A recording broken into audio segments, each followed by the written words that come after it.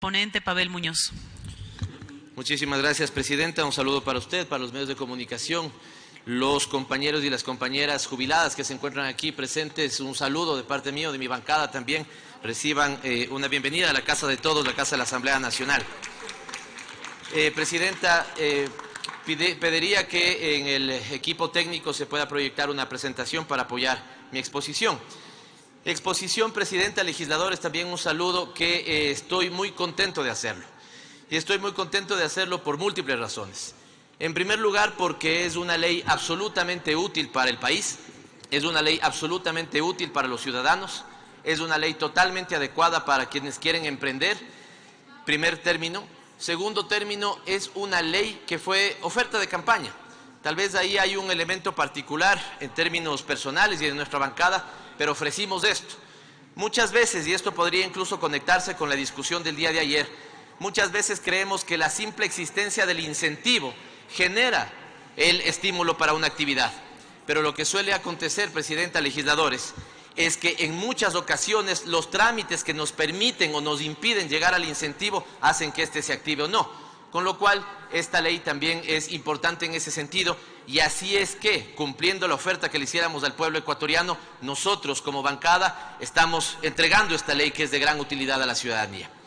Y en tercer lugar, contento porque refleja el trabajo de una comisión que ha trabajado de manera responsable, armoniosa, con debate de altura, con debate técnico, y que permite que en este momento presentemos al Pleno de la Asamblea Nacional un proyecto de ley que en pocas horas ya no será solamente proyecto, estará ya de alguna u otra manera aprobada con nuestra votación y pasará para el trámite en el Ejecutivo del veto, a cual esperamos que realmente no haya sino mejoras, ojalá de forma, y si es que así se quisiera, algunos avances en materia de disminución de trámites.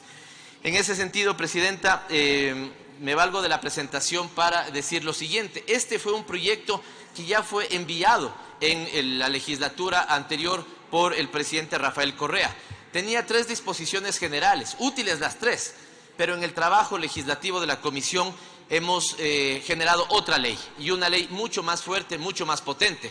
En este momento tenemos 36 artículos, 9 disposiciones reformatorias, 11 disposiciones transitorias, 5 disposiciones generales y 2 disposiciones derogatorias. Del primer debate, que fue un debate rico, fructífero, varios de los asambleístas nos han hecho conocer sus observaciones, tenemos 13 mejoras, 13 ajustes para el segundo debate. 5 en el articulado de ley, 4 en las disposiciones generales y 4 en las disposiciones reformatorias.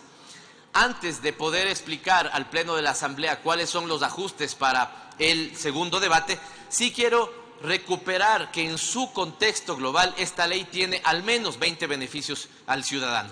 Señalo 10, tal vez los principales, pero digo esto, asambleístas, porque en el momento que esta ley sea apropiada por todos, valdría la pena que salgamos a hacer vocería de una buena noticia que le da la Asamblea Nacional al país. ¿Cuáles de esos 10 beneficios al menos son los más importantes? Ya no puede haber un ministerio que por el simple hecho de querer crear un trámite lo pueda hacer. Todo trámite solo podrá ser hecho por ley, por decreto o por ordenanza. Se crea un sistema de compensación de deudas entre privados y el Estado, una cosa que es importante, fundamental, para que si en algún momento el Estado tiene una deuda con algún proveedor, por ejemplo, y este proveedor tiene una deuda tributaria con el Estado, pueda haber un mecanismo de compensación entre ellos. Se obliga a la existencia de una plataforma de pagos electrónicos. Espero que no les haya pasado lo que algunos ciudadanos decían que les ha pasado. Desarrollan el proceso en línea de un trámite y el momento que quieren pagar resulta que no, que tienen que imprimir lo que han avanzado hasta ese momento, ir a la ventanilla de un banco y hacer el pago respectivo. Esto ya no sería así. La obligatoriedad de que los trámites sean en línea y que estén acompañados de una pasarela de pagos para que también se pueda culminar el trámite y su pago en línea. Se dispone la publicidad de trámites y requisitos, la publicidad de trámites, requisitos y procedimientos. ¿Qué quiere decir esto? Resulta que yo como ciudadano voy mañana a una institución y me dicen que el día de ayer ha cambiado el trámite. No, primero tiene que estar publicado, y si el día de ayer cambió el trámite no me pueden atender entonces con el nuevo. Si a la ciudadanía no se le ha dado el tiempo perentorio para informarle de un nuevo trámite, entonces esto es lo que está obligando esta ley. Se utiliza de manera obligatoria la información que reposa en el sistema de registro de datos públicos.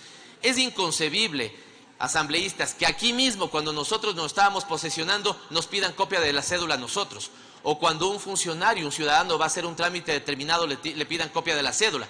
Y hay que tener suerte que le piden a color o en blanco y negro. Esto no tiene que ser así. El sistema ya tiene un registro de datos públicos, la cédula podría estar verificada en línea y esto ya se podría avanzar. Mecanismos de calificación del servicio. ¿Qué pasa si me dan un mal servicio? ¿Simplemente esto queda ahí? No, yo puedo calificar si me han dado el servicio, si ha sido bueno, malo, excelente, regular. Y esto, de alguna u otra manera, se concatenaría con mecanismos de sanción para el funcionario que entregara mal servicio a la ciudadanía de manera reiterada. Si se crea un nuevo trámite, se tiene que suprimir otro o varios. Esta es una ley este es un mecanismo que ya funcionó en México, se lo llamaba 2x1.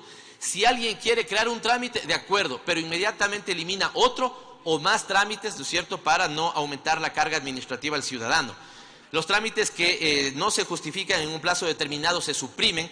Es decir, lo que está planteando esta ley es que todas las entidades públicas tengan que presentar cuáles son sus trámites y justificarlo.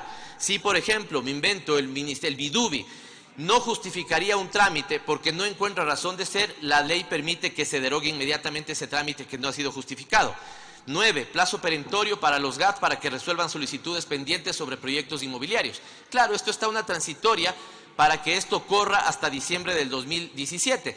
Pero ¿qué ha pasado con los promotores inmobiliarios? Tienen metido un trámite en algún GAT y este GAT va 5, 6, 7, 8 meses sin darle una respuesta. Aquí debería aplicarse, siguiendo lo que ya dice la normativa pertinente sobre silencio administrativo para que se pueda entender que la aprobación ha sido dada. Simplificación de trámites también para la disolución y liquidación de compañías. Era absolutamente vergonzoso que un emprendedor, yéndole mal en su emprendimiento, además tenga que hacer un trámite y un galimatías la liquidación de ese emprendimiento, de esa compañía. Ahora bien, ¿qué mejoras hemos hecho acogiendo los debates en la mesa, acogiendo algunas observaciones planteadas en el primer debate del Pleno y algunas reuniones que hemos tenido, además de oficios enviados por algunos asambleístas? Primero, la no duplicidad. Se incorpora como principio, en el sentido de que si yo entrego información de un trámite al Ministerio de Educación en una dependencia, no me pueda otra dependencia del mismo ministerio pedir que le entregue esos trámites, porque se estaría dando un principio de duplicidad. Si yo le entregué al Ministerio de Educación una documentación para hacer un trámite, es obligación que el Ministerio de Educación le pase a la otra unidad esa información y no que me tengan a mí como ciudadano que volver a pedir. Hemos hecho una mejora en el sistema de compensación para que se agreguen también como mecanismos de compensación, se extienda a tributos retenidos o percibidos. Esto hace más potente el sistema de compensación, que es la idea que había sido discutido en el Pleno. La regulación de los trámites en línea. Se dispone que el trámite en su totalidad, no puede ser también que una institución nos venda como un avance que la mitad del trámite está en línea, que usted ya puede consultar en línea, pero no puede pagar la multa en línea, que usted puede de alguna u otra manera requerir una parte del trámite en línea, pero no lo hace todo. La totalidad debería estar en línea y, como les decía, no cabe que si yo hago el trámite en línea, al final tenga, por ejemplo, que imprimir la boleta que da cuenta de la finalización del trámite para que se entienda como finalizado. Si está en línea, todo debería ser en línea. Al articulado, la mejora número 4 que hacemos es la obligación de las entidades de que publiquen los horarios, la identidad de los funcionarios a cargo de informar y asistir a la gestión de trámites y los mecanismos que permitan conocer el estado del trámite. Cuidado, y también creemos que todo debemos llevarlo a gobierno electrónico, a la sociedad de la información. Tenemos muchachos de 20 años que pueden hacer un trámite totalmente en línea, pero tenemos una persona de 67 años que necesita hacer un trámite y tal vez no está familiarizada con hacer todo el trámite en línea. Por lo tanto, es obligación de la entidad que, además de presentarlo en línea, tenga en los sitios de atención personas que orienten y faciliten la elaboración del trámite, con lo cual el ciudadano puede saber de qué horario. Esto es obligatorio, parecería ser que es una cosa que no deberíamos regular, pero debemos regularlo, en qué horarios esa dependencia está atendiendo, quiénes son los funcionarios a cargo de la atención y presentar la asistencia debida. En las disposiciones generales hacemos los siguientes ajustes, y esto es presentado incluso por algunos asambleístas. Presentación y archivo de la información. Se regula la forma de presentar información también a la Contraloría General del Estado y la manera de archivarla entre las entidades públicas. Y esta ley pretende que se corrijan conflictos normativos. Muchas veces lo que pasa es que la Contraloría podría pedir un documento de una forma, pero resulta que la entidad de control no tiene registrado la información de la misma forma. Y además, si hay mecanismos que dan cuenta de la fiabilidad de un documento, entonces que se puedan presentar de las dos formas, tanto física como de manera, digamos, electrónica. Un elemento fundamental es la liquidación de becas.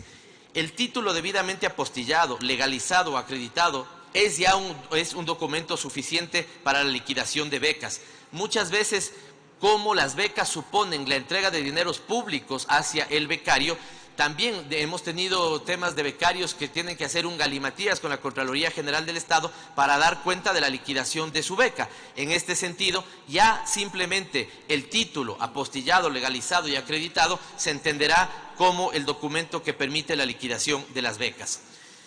Asambleístas, tenemos lo que debería ser la entidad más moderna del país, suele ser una de las entidades con mayores retrasos, y me refiero a eso al registro oficial.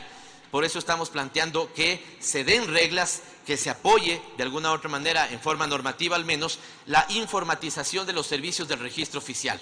De alguna u otra manera, incluso somos dependientes de plataformas privadas para acceder a la información que tiene el registro oficial, cuando debería inmediatamente una ley aprobada publicarse diligentemente en el registro oficial.